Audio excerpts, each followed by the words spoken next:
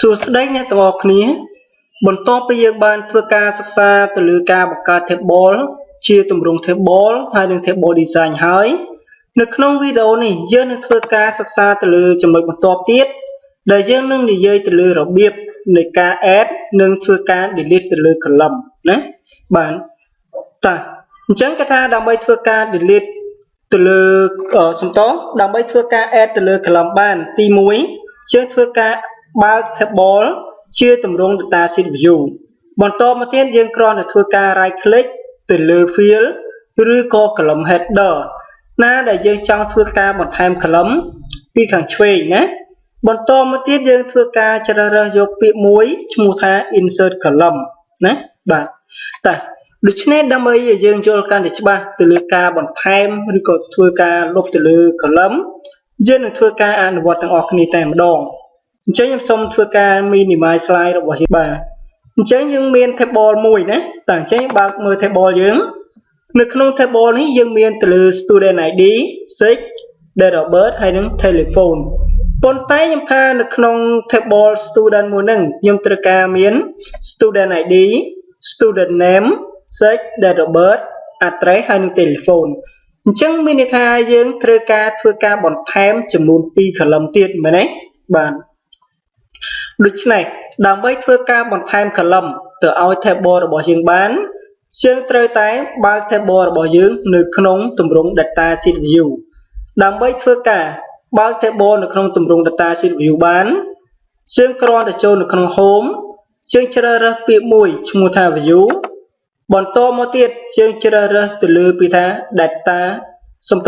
យើងធ្វើការជ្រើសរើសពាក្យមួយឈ្មោះថា design view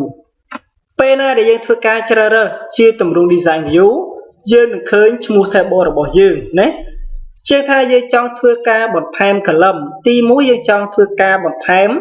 ទៅលើពាក្យថា student name អញ្ចឹង student name វានៅលើពាក្យមួយឈ្មោះថា sex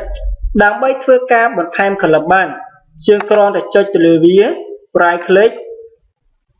បន្តមកទៀតយើងយកទៅលើពាក្យមួយឈ្មោះថា insert row កន្លែងនេះពេលណាដែលយើងយក insert row វានឹងធ្វើការបន្ថែមជា row ថ្មីមួយដែលនៅលើពាក្យថា sex កន្លែងនេះបន្តមកឧទាហរណ៍កន្លែងនេះខ្ញុំសូមដាក់ថា student name ណាបាទបន្តមកយើងថាយើងចង់បានពាក្យមួយទៀតឈ្មោះថា address នៅក្នុង address យើងចង់បាននៅលើពាក្យថា telephone មែនទេដើម្បីធ្វើការកំណត់វាបានយើងចុចទៅលើវា right click យើងយកពាក្យថា insert row ដូចគ្នាបន្តមកខ្ញុំគ្រាន់តែធ្វើការកំណត់ទៅលើពាក្យថា address បាទនេះណាបាទបន្តមកយើងចុចទៅលើប៊ូតុង save បាទហើយយើងចូលនៅក្នុងពាក្យថា view ជ្រើសរើសទៅលើពាក្យថា data sheet view ពេលណាដែលយើងធ្វើការជ្រើសរើសទៅលើ data sheet view យើងនឹងឃើញទៅលើទម្រង់ field ឬក៏ column ដែលយើងបានធ្វើការបន្ថែមជាងមានទៅលើ student name ហើយនឹង address កន្លែងនេះផងដែរណាបាទដូច្នេះពាក់ព័ន្ធជាមួយនឹងការបន្ថែមទៅលើ column នៅក្នុងកម្មវិធី Access របស់យើងមានប៉ុណ្្នឹងណាបាទបន្តមកយើងចូលមួយទៀតណាចូលមួយទៀតគឺគេនិយាយទៅលើរបៀបនៃការលុប field ឬក៏ column វិញដើម្បីធ្វើការលុប field ឬក៏ column កន្លែងនេះគឺយើងធ្វើការបើកវានៅក្នុងពាក្យមួយឈ្មោះថា design view កន្លែងនេះណាបាទអញ្ចឹងយើងធ្វើការបើកវានៅក្នុងទម្រង់ពាក្យថា design view បន្តមកទៀតយើងចុចទៅលើ field ឬក៏ column header នៃ field ណាដែលយើងចង់លុបរួចហើយគឺយើងគ្រាន់តែជ្រើសរើសយកពាក្យមួយឈ្មោះថា delete column បន្តមកយើងចុចទៅលើពាក្យថា yes កន្លែងនេះណាតែអញ្ចឹងយើងអនុវត្តទាំងអស់គ្នាតែម្ដងគេថាដើម្បីយើងធ្វើការលុបទៅលើចំនួន column ណាគឺយើងគ្រាន់តែធ្វើការបើកវានៅក្នុងទម្រង់ data sheet view មែនទេតាអញ្ចឹងយើងគ្រាន់តែចុចទៅលើពាក្យថា home ចុចទៅលើ view ជ្រើសរើសពាក្យថា design view បន្តមកឥឡូវនេះគឺខ្ញុំចង់ធ្វើការលុបទៅលើ table សំដៅគឺខ្ញុំចង់ធ្វើការលុបទៅលើ column មួយឈ្មោះថា tel អញ្ចឹងខ្ញុំគ្រាន់តែ select ទៅលើវាហើយ right click ខ្ញុំជ្រើសរើសទៅលើពាក្យមួយឈ្មោះថា delete row ពេលណា delete row វានឹងធ្វើការ delete ទៅលើ row ដែលមាននៅក្នុងនេះណា មួយទៀតខ្ញុំចង់ធ្វើការលុបទៅលើវាថា address ខ្ញុំ select ទៅលើវាឬក៏ខ្ញុំចង់ select ទៅលើ search ខ្ញុំ right click មកខ្ញុំចុចទៅលើវាថា delete កន្លែងនេះនេះណាបានអញ្ចឹងយើងចុចទៅលើប៊ូតុង save ចុចទៅលើ view បន្ទាប់មកយើងនឹងឃើញហើយណា table របស់យើងមិញគឺយើងទាំងអស់វាមានចំនួន 6 column មែនទេប៉ុន្តែនៅពេលនេះមានតែ column student ID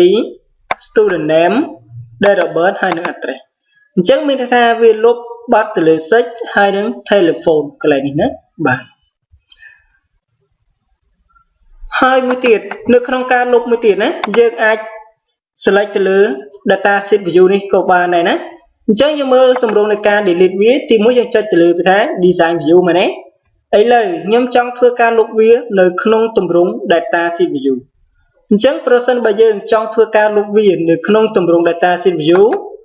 យើងគ្រាន់តែ right click ទៅលើឈ្មោះ column ណាមួយដែលយើងចង់លុប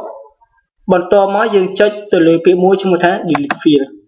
ពេលណាដែលយើងចុចទៅលើ delete field វានឹងធ្វើការលុបទៅលើ field ឬក៏ column របស់យើងកន្លែងនេះណាបាទដូច្នេះពាក់ព័ន្ធជាមួយនឹងការធ្វើការបន្ថែមហើយនឹងធ្វើការលុបទៅលើ column ឬក៏ field សូមបញ្ចប់ត្រឹមតែប៉ុណ្ណឹង